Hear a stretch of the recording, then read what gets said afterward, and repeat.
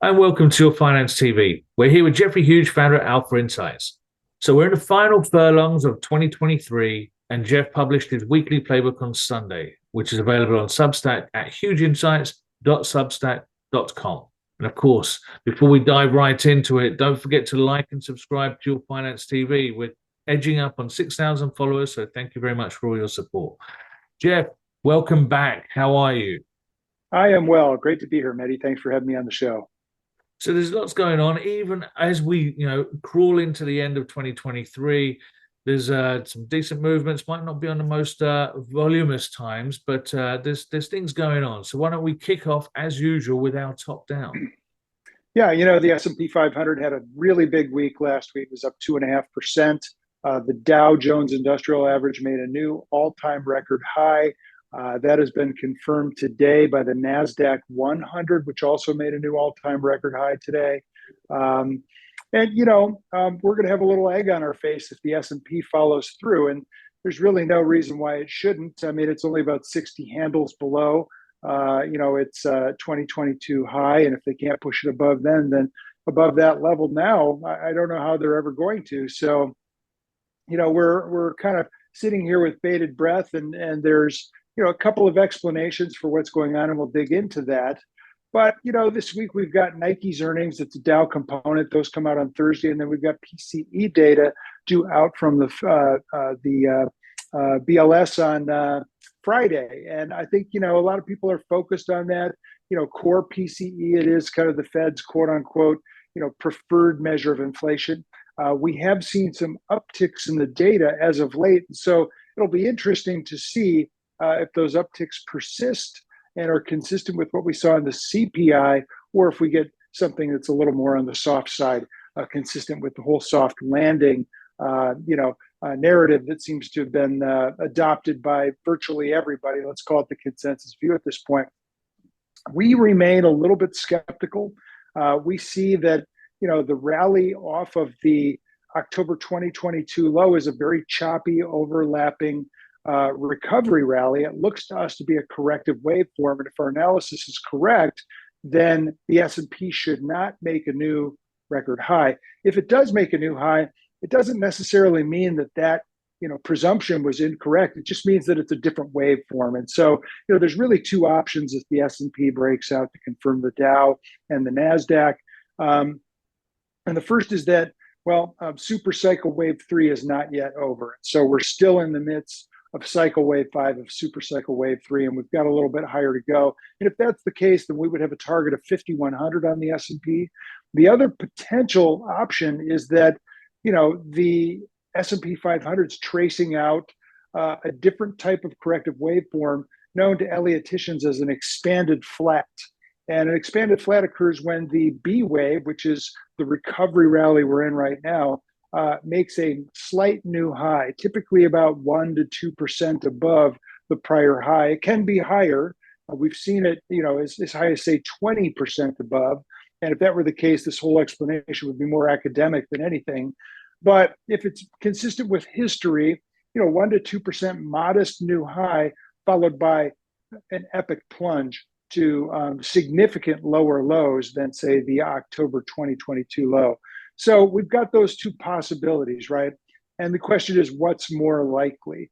We're working on that. We'll have to see if the S&P breaks out first. And if it does, then we'll dig deeper into that.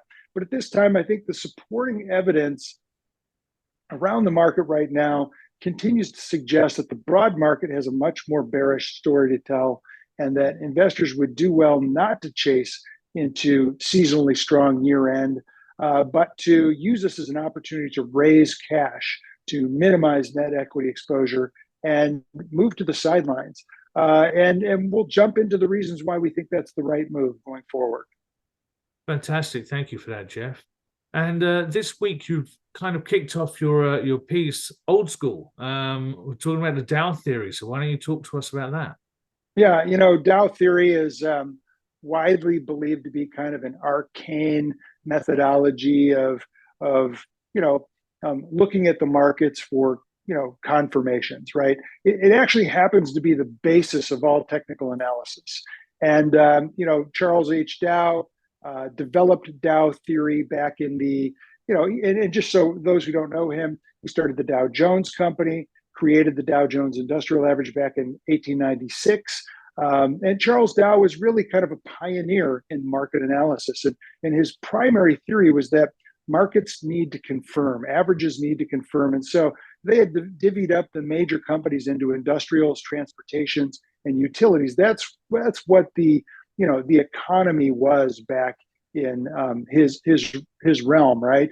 And around the turn of the century. And so when we saw one of those indexes break out, we needed to see some follow through from the others to confirm it. And so, in other words, if the Dow Jones Industrials, the companies that produce the goods, were making new highs, yet the Dow Jones Transportation Average, the companies that transported the goods, were not, then that was an indication to Charles Dow that something's amiss, that we're not getting confirmation. The market may be sending a false signal.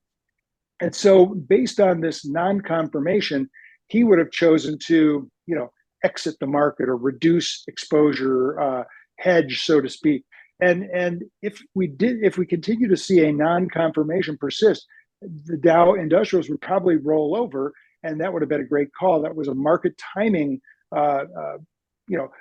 indicator that he created that suggested we had a false breakout. Now, if we did get the follow through from the transports, then that would confirm that some extended advance was probably in process. So if we take a look at the Dow Jones Industrials versus the Dow Jones Transportations today, what do we see? Well, we see a glaring non-confirmation, certainly since July, right? Where both of these stocks basically, or both of these averages, I should say, have advanced, but we're not seeing new highs from the transports to confirm what's going on in the industrials. And so that is a red flag.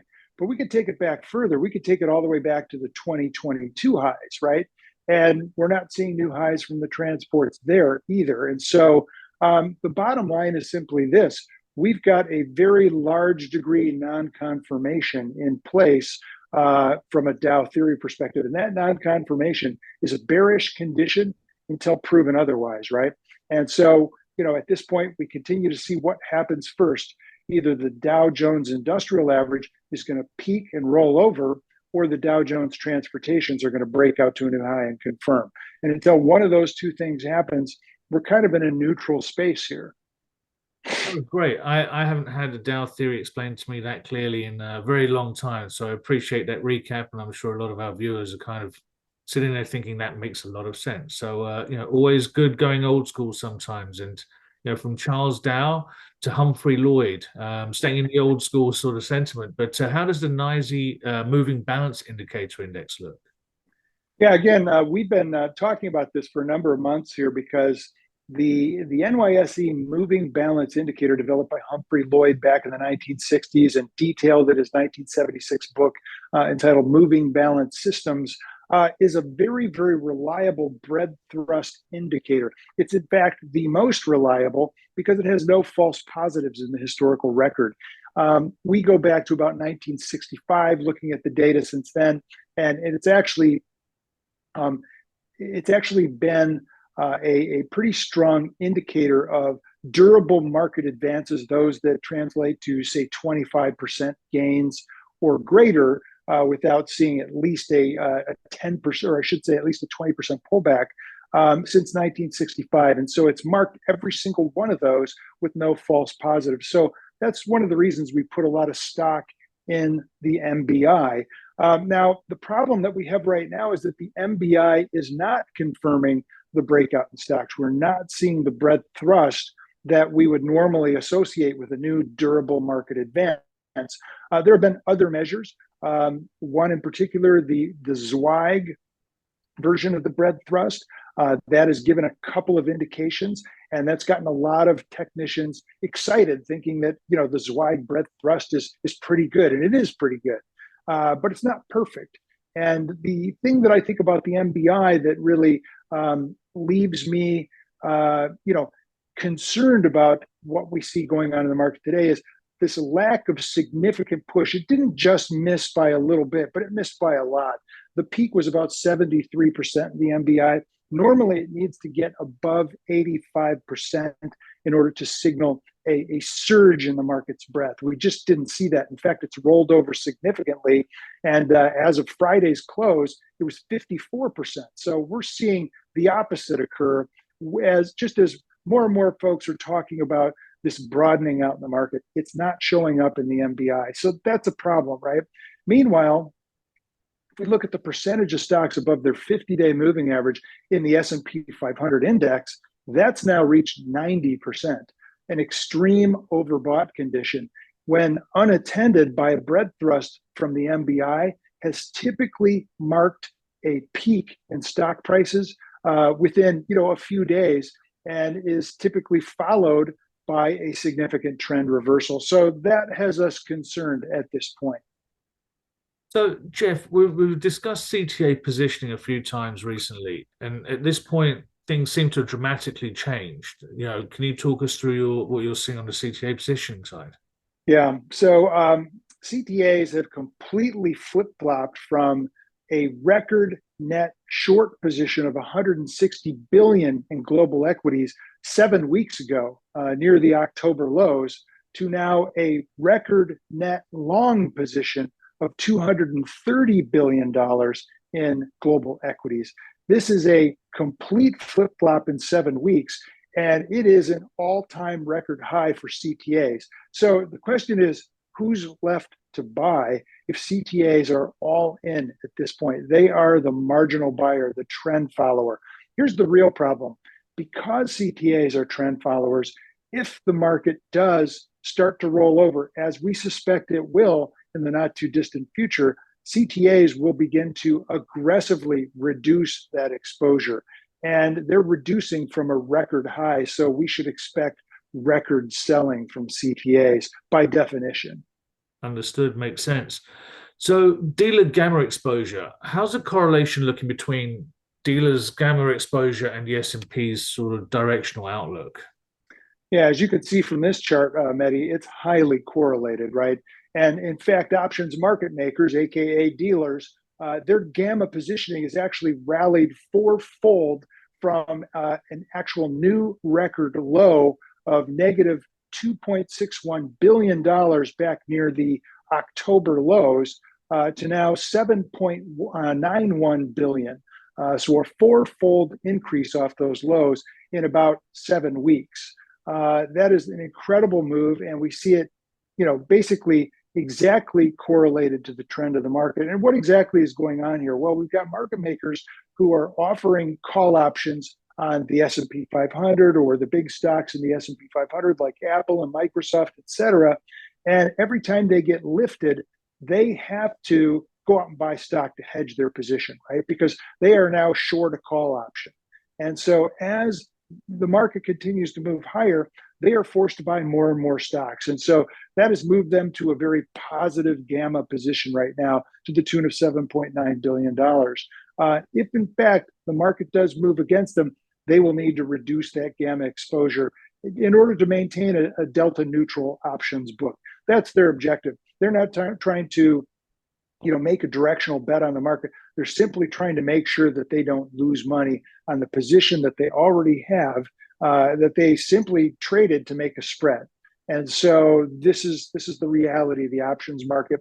And the simple fact that these zero DTE options have become so popular, and the volume of zero DTE call options is at historic records right now. There is so much action in this casino realm of the market, right? The guys that aren't really investing, they're basically trying to buy a price move and speculate. And so the speculation that is, that can be observed in the options market today is at a record extreme. And I want to just remind our viewers that you and Jim Struger had done a video several months ago kind of detailing a lot of these potential moves in the options market, the zero DTE options that you're just mentioning. So, go check that out. I think that gives a very good breakdown on what you're discussing here in a bit more detail. So I'll put the link in there as well. But Jeff, I think I know the answer to this, but how's investor sentiment looking? Investor sentiment is at a new bullish extreme. And the way that we measure it here today is we're looking at two measures. First is the name exposure index. This is the 2-week survey of professional investors, asset allocators, et cetera, basically inquiring as to how they are positioned right now. Well, they're about 78% net long. That's pretty fully invested for this group. They can get leveraged at extremes, and they were leveraged in July, but they did get down to around 24% in October. So we've seen a fairly substantial move off that 24% level last October to now 78% today. But more importantly, the AAII survey of individual investors has now reached a 3-year bullish extreme. We are now at 32% on the bull-bear spread. Bulls are about 51% bulls, 19% bears. And if we subtract the bears from the bulls, we're at 32% net bulls. This is a 3-year extreme, and anytime you get above 30%, it has historically marked, or very nearly marked, a turning point in the market. And so we think that individual investor sentiment right now is very clearly extreme bullish, and we think it is very close to marking a turning point in the market here. So I know you discussed some levels in your opening statements, but can we dive a little bit deeper into here? And you've got 2 scenarios that you're discussing. Walk us through this. Yeah, we titled the chart "Choose Your Own Adventure" for a reason. I mean, there are bulls and bears, and I talk to clients all the time, and they want to believe the bull case. They need to believe the bull case. They have to be invested, and it's better for everybody if the market breaks out and goes to new highs, because assets under management will continue to go higher, fees will continue to go higher, and clients' wealth will continue to go higher. And so, what could be bad about that? Nothing. The problem is it's not assured. And if we take a look, like I said earlier, we're about less than 60 handles away from a new high on the S&P 500. But if we think about the fundamentals over the last year, what's changed? Well, earnings are going to be basically flat year over year in 2023 with 2022. So the entire advance is PE multiple expansion. So all we've seen is the PE multiple expand dramatically to just around 20 times current year earnings. And bear in mind, we haven't seen the fourth quarter numbers yet, right? We've only seen through Q3. And what I've seen is, pretty significant earnings revisions to the downside coming from Wall Street, right? In fact, we're down about 5% since the end of the third quarter in terms of what analysts are forecasting for the fourth quarter. So I'd be very surprised if earnings even met that current expectation. I would expect them to be down year over year modestly. We had been expecting them to be down a little bit further. We've revised up to just a modest shortfall. But the point is, this is not a fundamentally driven market. It's a sentiment-driven market. It's a market that's driven by, oh, good, the Fed's done raising rates. But historically, when the Fed begins to cut rates, it's usually into a crisis. We look back over the last 30 years, the last 3 recessions have been preceded by a Fed rate cut cycle. And, from my lens right now, the economy appears to be at the precipice of a significant decline in economic activity. If that's the case, I think the adventure I'd want to choose would be the one on the left.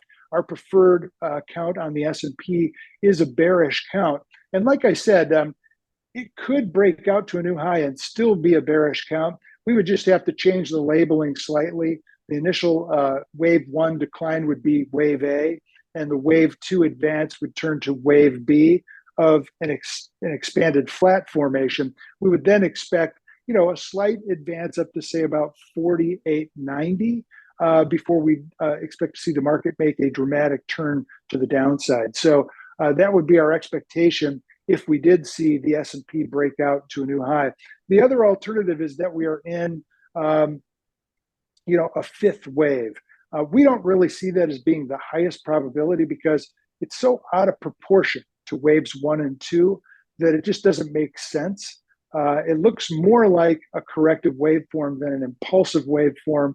And given that, we're more aligned to that bearish view.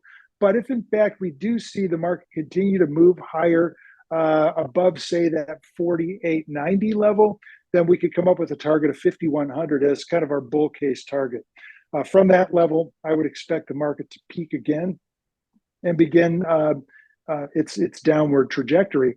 And so what this really leads us to is that in both cases, we see a double top formation here. One's a little bit more extended on the right-hand side than the left-hand side in either case. But from my perspective, I think the best bet for 2024 is to expect to see S&P 500 make lower lows than the October 22 lows.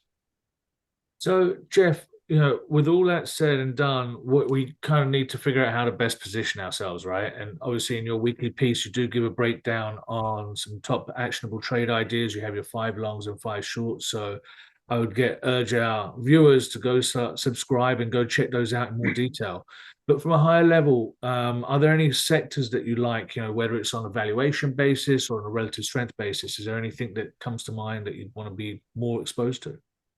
Yeah, we continue to like those sectors that give us a wide margin for error, in terms of their valuations. And among those, chief among those, I should say, is energy, which is the cheapest sector in the S&P 500. We continue to like energy, even though it's not performing well now. We think the longer term prospects for energy look attractive, especially with significant free cash flow yields.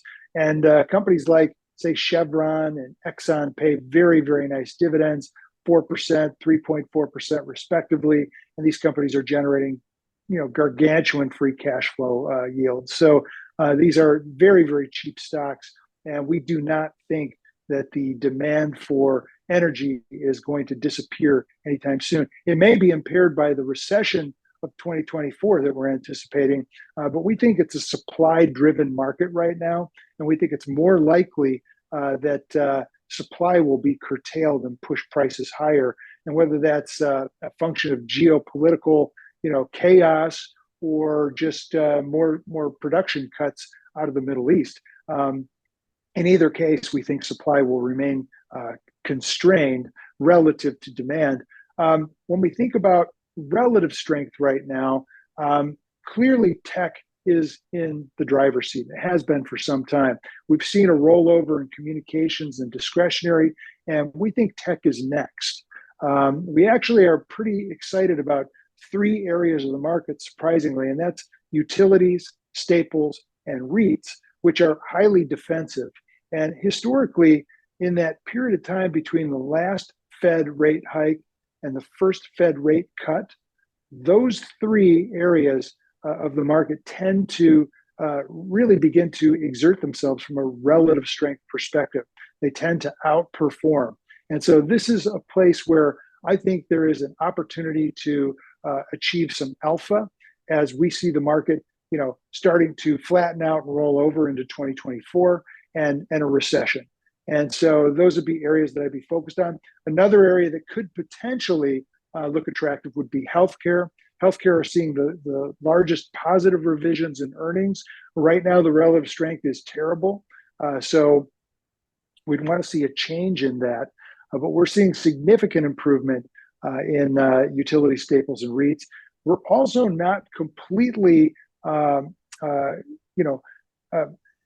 oblivious of the fact that financials have been behaving quite well. And so from a relative strength perspective, financials are putting themselves back in the driver's seat as well.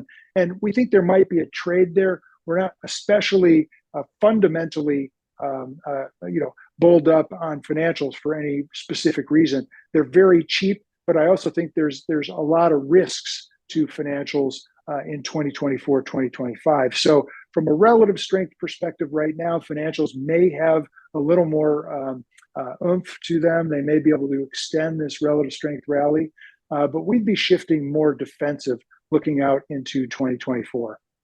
Defensive is a theme. So, Jeff, it's not often you hear excitement and utilities and REITs in the same statement, but that's a glowing endorsement.